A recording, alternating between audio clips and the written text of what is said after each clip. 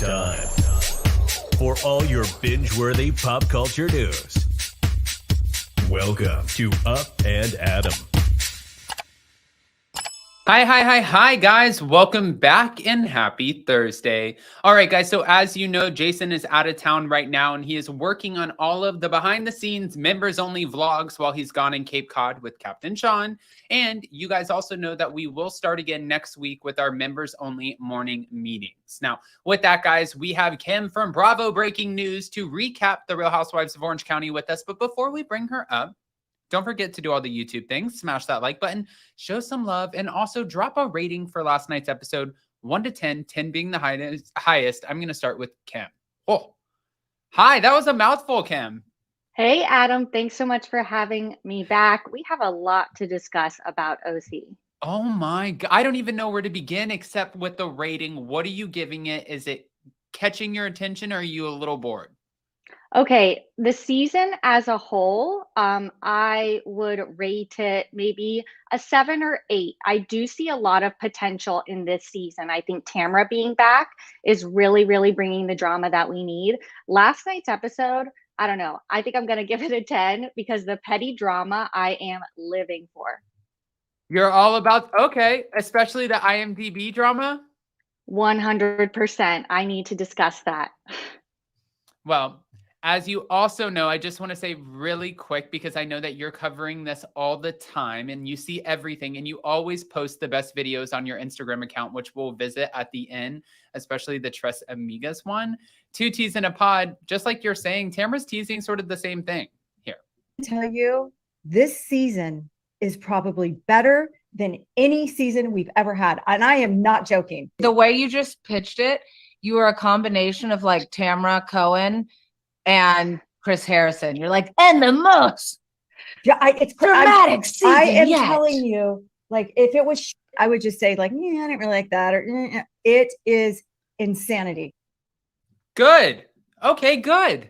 We have something to look forward to. I hope she's being true, because you know how many people give Andy Cohen shit for doing the exact same thing? This is the best season yet. And then you get it and you're like, Yeah, I know, but we've been played too many times. Like, we are going to watch it and give our own reviews. I think that this season has potential. I mean, OC, let's be real, the past couple seasons have not been amazing. But I think that, as Andy put it, it's a return to form. We have Tamra Judge back, and she is going to bring us back to center. yeah, I agree with that. All right, so we kick off this episode with Emily Simpson being sort of a stay-at-home mom now, which I love the fact that she's a stay-at-home mom now, but I'm a little confused just because last time we saw her from last season, I thought she was giving up her career to pursue just a different avenue of it, not giving it up, but just kind of shifting focus. I thought she was going to sort of do the Kim Kardashian thing and help people who need help within the system, and let her husband go work as an attorney who's taking on like bigger cases. Now, from this season, we see where she wants to stay at home. She wants to pursue her children's dreams, and her daughter Annabelle wants to be a model. Yeah, I mean, she's basically, a poor man's Kris Jenner. Like, she's going to be the momager. She is going to be the next Lisa Rinna, or who knows, Yolanda Hadid. Those Hadid girls like really made it. So she is starting them young. And I think Annabelle is so cute. As they said in the modeling office, she has great hair. So she has great genes, so I think that, they're onto something, and good for Annabelle. I mean, if she wants to do this, more power to her. And she does have a cute little personality. She has a lot of energy, that one. She totally does. And Emily is a hoot. She is definitely like, I've grown on her the past 2 seasons. And she is funny. She has a great personality. And I see that in Annabelle. I definitely see a future in entertainment for Annabelle. All right. All right, Annabelle. Bring it on down. Now, going back over, we're at the DeBros mansion or castle or Disney World. I don't know what the hell you want to call this thing. It's ridiculous. And I'm obsessed.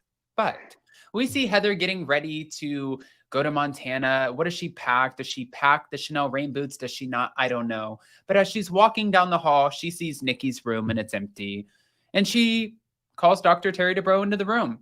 And they start having a chat and they start realizing that slowly, or I guess in their opinion, pretty quickly, that the house is going to become more and more quiet. So she's talking to Dr. Terry Dubrow about not wanting to live in this family house without their children, which, by the way, I love that he's down for an adventure. I'm not going to lie, low key, I would be kind of pissed that it took me 3 years to build this freaking house with every crack and crevice being so specific to each child, and even a freaking tree etched into the glass downstairs. Like, every detail of that house was specific to the Dubrows.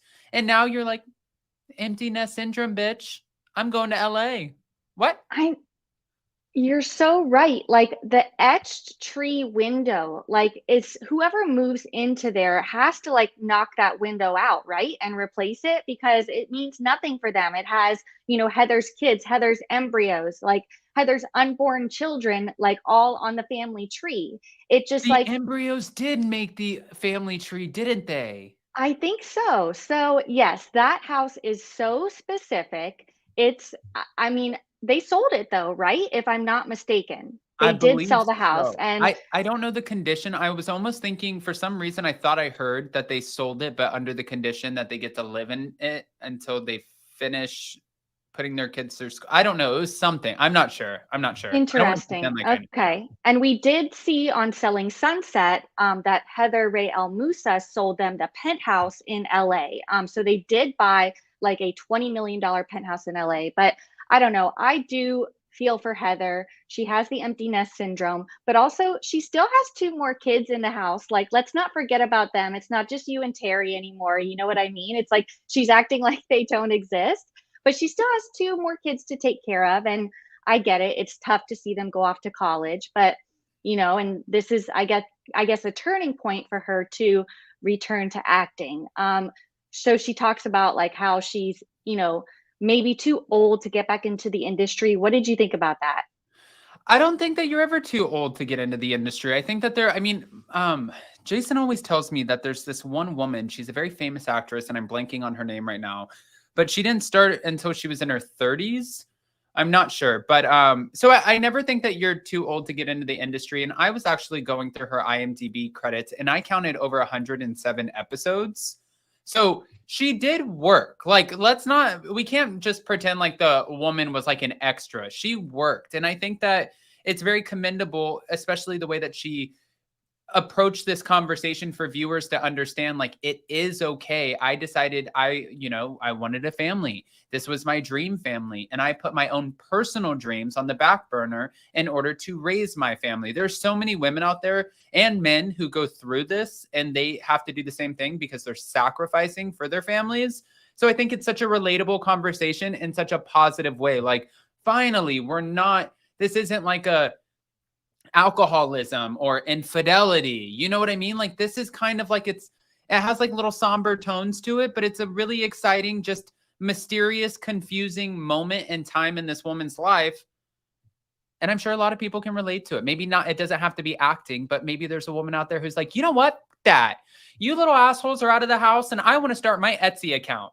And that's what, Yeah, no, I agree. And I feel like, she's kind of trying to come back into her own and find herself again. And that is why she was so triggered by the fight with Taylor. I mean, I don't know. That was just, I don't know. Speaking of IMDb, I need to go check out Heather's IMDb. I am so glad that you did that. But that's a lot of credits to look at and not be impressed by.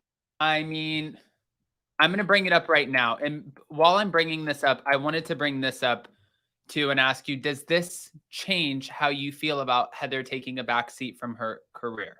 Heather had nannies.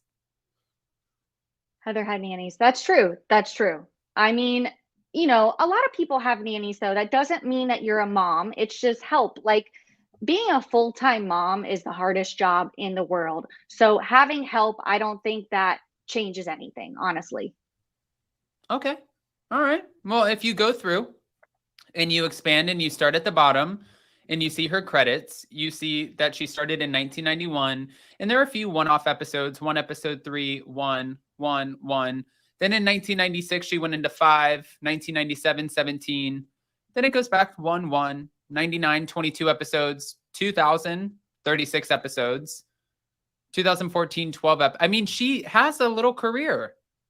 Okay, yeah, no, this is impressive. And, Tamara and Taylor, I feel like left off like the credits that were more than one episode. They were focusing on the one episode credits and not the 22 episode credits. But I don't know. I know a lot of, aspiring actors in LA, as I'm sure you do from living here.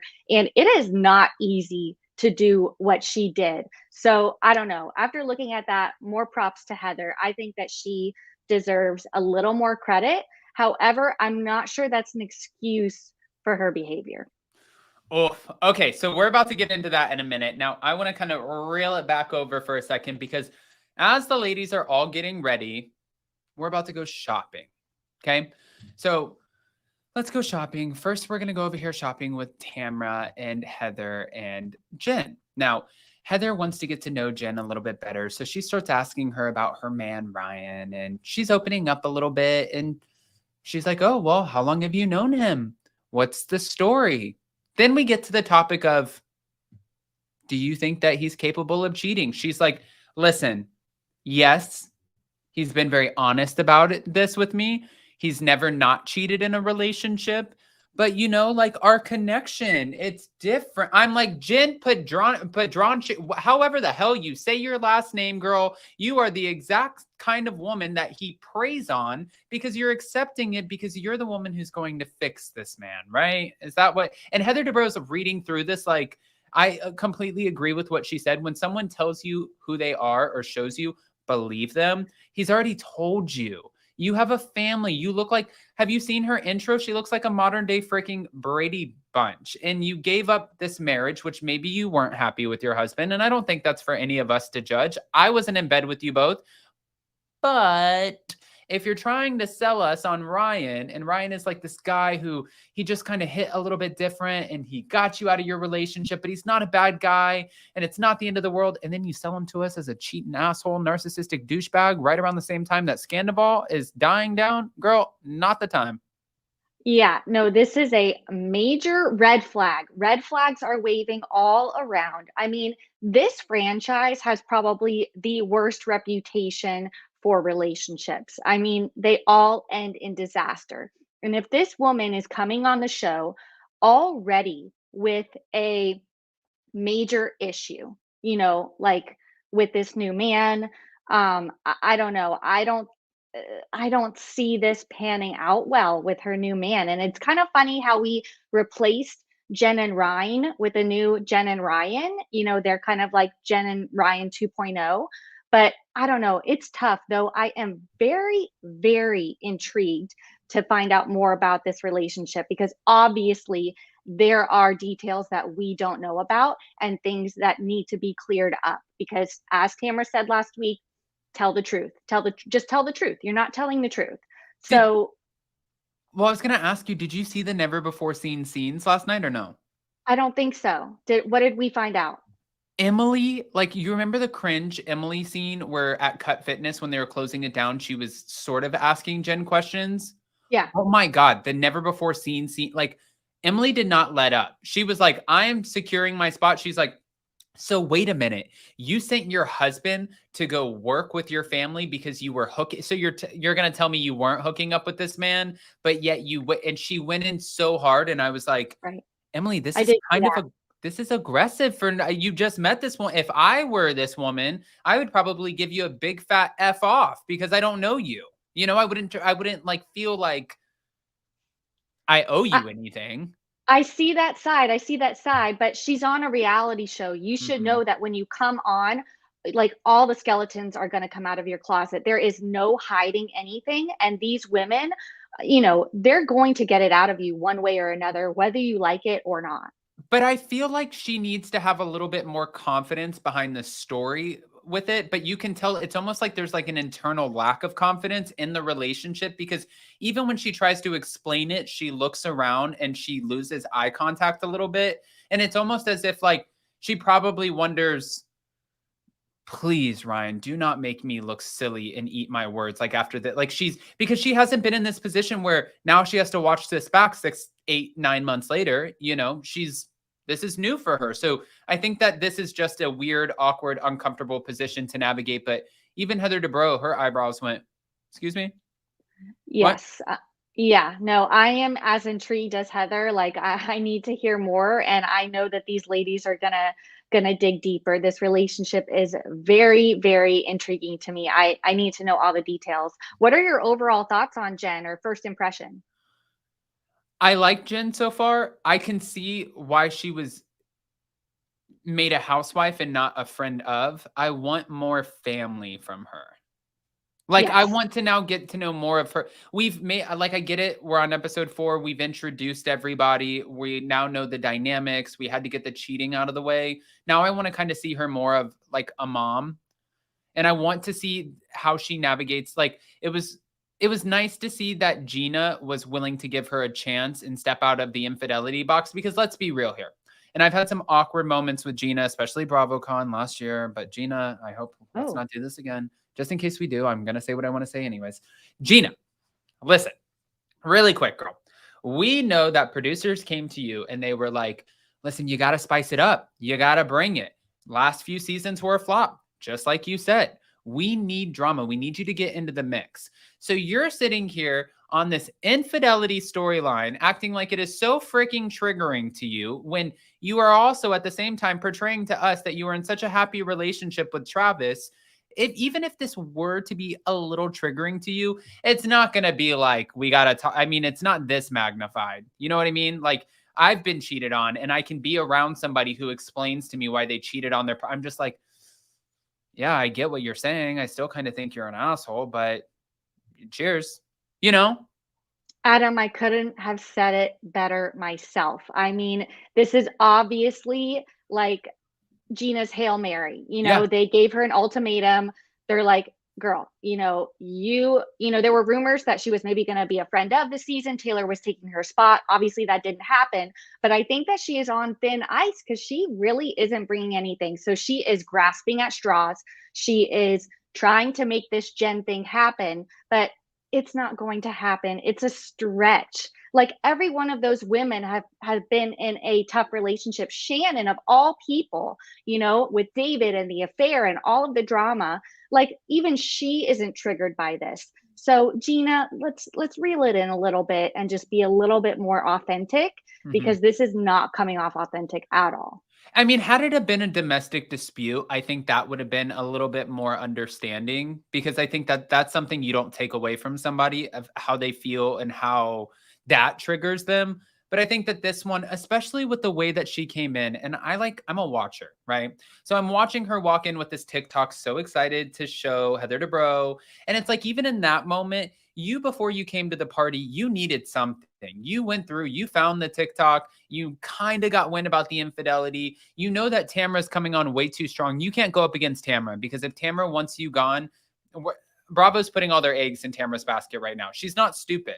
And then Emily's kind of like her ride or die. Shannon's a loose cannon, but who, on the show, I mean, not in real life, but it's like, okay, so she's going to pick Jen. It just seemed like a very obvious move. So hopefully we can move past it. But also, I wanted to ask you about this. Since Heather, Tamara, and Jen were shopping, we pan over and we see the other ladies shopping, and Shannon ends up telling them about this relationship with Tamara, which I thought, okay.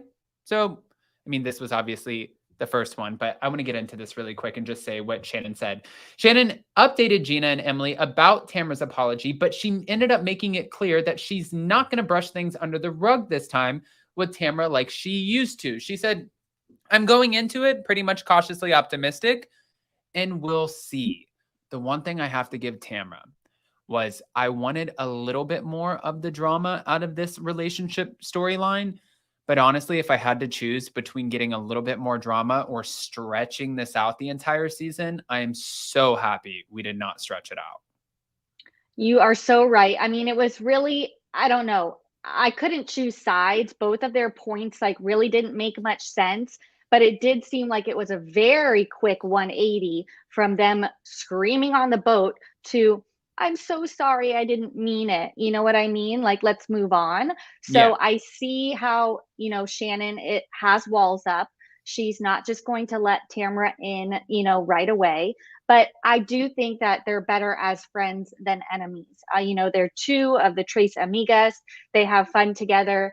And I think that's what this franchise was missing, that like authentic kind of connection between them, because Shannon was kind of like on her lone island without, her two other Trace Amigas. So the fact that Tamara's back and they have mended their friendship, I think is really, really good for the show, because like you said, I didn't want that to string along forever. And Tamara knows better. She's been on the show for too long to know maybe what the right time is to kind of mend things. Well, I agree with that. Also, by the way, for everybody who's watching right now, if you haven't checked out Kim's Instagram, it is Bravo Breaking News. So definitely go check it out right here. But she posted, check out the third one at the top because it's hilarious. I can't play it because the music in the background, I don't want to get a copyright claim. But she also posted this where you can see that the Trace Amigas are very much so back together. And it makes me wonder about the future of the show, because not only are they right here doing whatever they're doing because they're just kooky and wild, but then they're putting on live shows together, putting on like this whole performance. I mean, this, by the way, this is the cringiest, most amazing thing I've ever seen. What are your thoughts? Do you think that they're teasing Vicki into a couple scenes this season with Shannon, with Tamara, to see if the fans want her back, kind of like what they did with Brittany and Jax with the Peacock Watch situation? Oh, 100%. I mean, literally the entire show, guys, this is an exclusive. They were begging to bring Vicki back. The executive producer, Alex Baskin, who also does Vanderpump Rules and does OC, was in the audience and literally probably 10 times throughout the show, Alex, bring Vicki back. Like, this is why Vicki should be back. This is like, it was almost like the theme of the entire show, like Vicki deserves to be back. So that is their plan, I think. And honestly, I'm here for it. I want Vicki back. I want the Trace Amigas back. I mean, the show was just proof that, like I said about Tamara and Shannon, them together, their friendship is makes such good TV. It's like, why wouldn't you want to see that on your screens? So I loved it. Like you said, it was so cringe. Was it a little problematic? Maybe. But these women are so entertaining. Like, it's hard to hate them.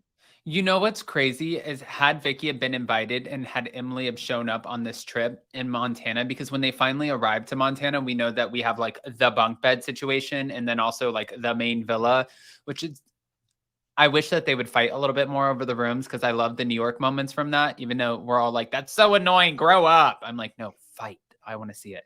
But if Vicki would have been in the situation, Emily would have actually shown up. I feel like Jen, Gina, Emily, and Taylor Armstrong would have been in the bunks, and Heather Dubrow, Shannon Bedore, Tamara Judge, and Vicki would have been in the villa, right? Oh, 100%. And like, I just have to say, it's like giving Yellowstone. I don't know who watches Yellowstone, but you got the bunkhouse where the workers and the newbies live, and then you have the real place. And yes, 100%. I want Vicki to show up. Wait, does she show up on this trip? Is that what the trailer teased, or is that another? I think her trip. No, I think that's the Mexico trip. Okay. All right. That's right. Yeah. And another thing that I didn't like, did you watch Jersey?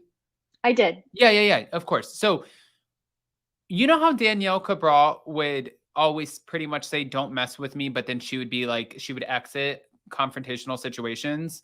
Like, yes. Taylor Armstrong went in and she dropped these little bombs with Tamara about Heather Dubrow being like, oh, I'm better than you and this. And she has this whole conversation. She shit talks Heather's IMDb. She wanted to get all this out here. But in true Housewives fashion, we know that eventually we have to kind of have a meeting of the minds and hash this out. So when she did that, she ends up finding out that she's going to be staying at the villa, gets to the villa, and then uses this glass room as an excuse to get the hell out of the villa, when in all actuality, we know, Taylor, this is coming to a head on this trip, and you don't want to be stuck in the house with Heather, which makes you a weak decision for a housewife choice, which makes me wonder, why the hell did we bring Taylor and not just put Vicki back in? you know? I don't know. I'm kind of loving Taylor. I Oh, think that, like, just to kind of talk about the last episode, like, I think that she was genuine offering Heather this part. Now, is she the director or the showrunner or whatever of this movie? No. But I think that they came to her, know she's on a show, know she's filming Orange County, and is like, oh, maybe Heather would be good for this part. Why don't you talk to her? I think it was a legitimate offer. And I think that Heather totally threw it in the trash and was completely condescending to her. And I think that Taylor, while she didn't want to stay with Heather, I think that she stood her ground talking to Heather at the saloon at the end of the night. So I don't know. What are your thoughts? well, I want everybody in the live chat right now, with over 500 people in the room, guys. Team Heather or Team Taylor in this dispute? Please, in the live chat, just Team Heather, Team Taylor. I want to see what everyone says. I get both sides of it.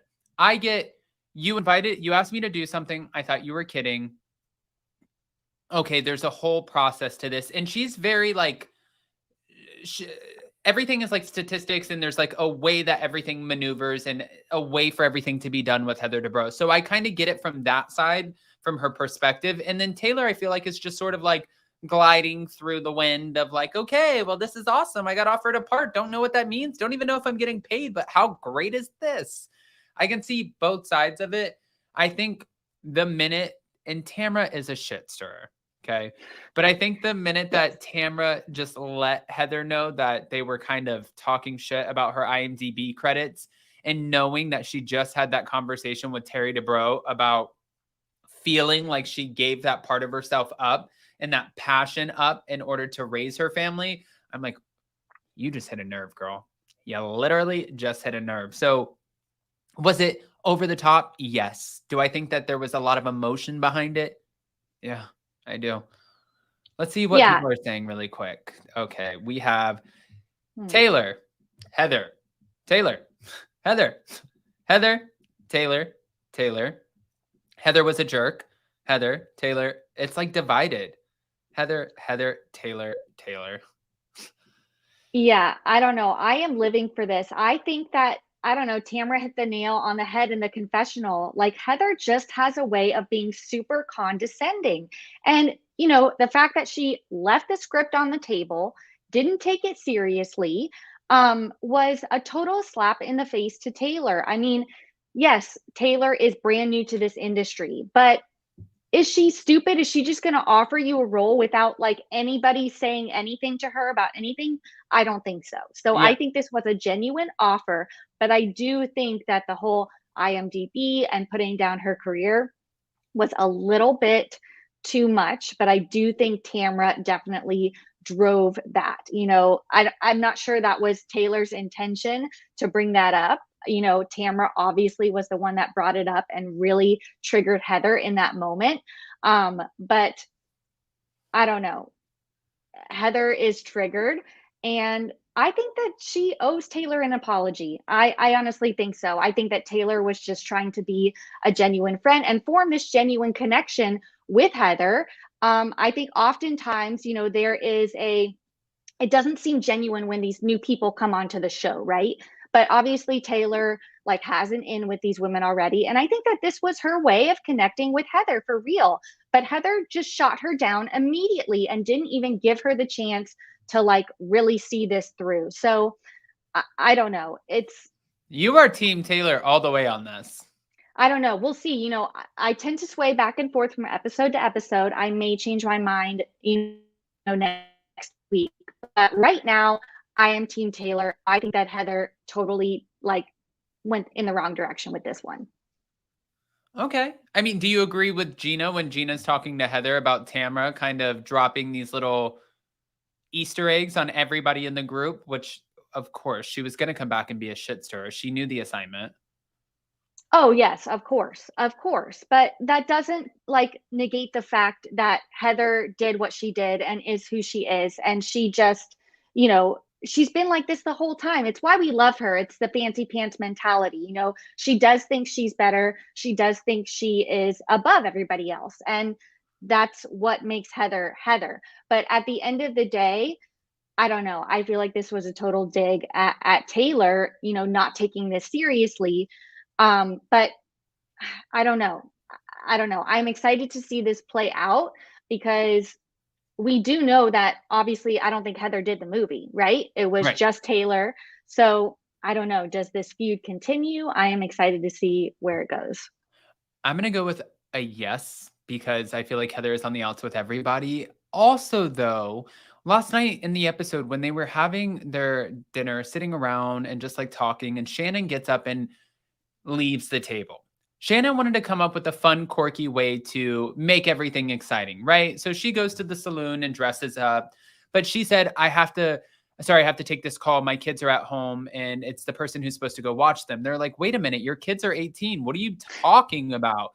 But then they immediately start shit talking John, which Shannon isn't aware of. And Shannon's trying to make a fun moment, not realizing that they're talking about her relationship, which we saw in the trailer where Shannon eventually pops off over them talking about her relationship.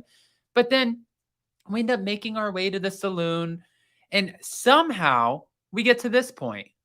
I was like, what the hell is going? This is a lot of alcohol, ladies. This is a lot of alcohol and I'm so confused and I don't even understand anything anymore. I know. This is like the Dos Amigas at their finest, taking shots. I mean, I did love the whole saloon outfit moment with Shannon. And then we get the flashback of her like spilling everything. Like she is just like so naturally funny. It's ridiculous. I love her. But yeah, this was again a quick 180. They're kissing. I think it is a lot to do with the alcohol. It's definitely alcohol induced, but I love it nonetheless. Okay. And then last but not least, when Jen is having this conversation with Ryan in her house, and he's like, she ends up bringing up this conversation and she's telling him how Tamara told the girls about his past. And she's talking about the stigma of Ryan and wonders, will the newness wear off between the relationship? But Ryan tells her, listen, we've been together for 2 years and things are just going to get better. But when he's telling her this, I always watch eye contact. And he's like, we've been together for 2 years and things are just going to get better. And it's like, why the fuck? I'm right here. Why are you looking? Who's over there? Who are you talking to with your lies? Again, another red flag. I don't know. This seems suspicious. We know what happened to Jen and Ryan from last season. And I'm afraid that the same thing is going to happen with Jen and Ryan 2.0. This is not looking good, Jen. Like, look at the red flags, see the red flags. I don't know. I'm scared for her. I think, she's like, I don't want people to think that I threw my marriage and my family away for some, random guy who cheats all the time. That's not him. But I don't know. I mean, all signs are pointing to that is it's not looking good. Yeah. Yeah. No, I know. And I do feel bad for her too, because I think that at the end of the day, she's going to, this doesn't make her a bad person, by the way. And it doesn't make her like look stupid to anyone where people will like get really nasty. It's just a woman who in a moment was obviously very unhappy and she followed her heart and she might have gotten swindled by the Tinder swindler of the Real Housewives of Orange County. I don't know. But I agree. It's like Brooks, but like on a very like much lower level. But there are people out there like that. And yes, no, I feel for Jen. I don't think this is her fault. I'm just warning her, like, watch out because the early warning signs are there. They are there. They're there.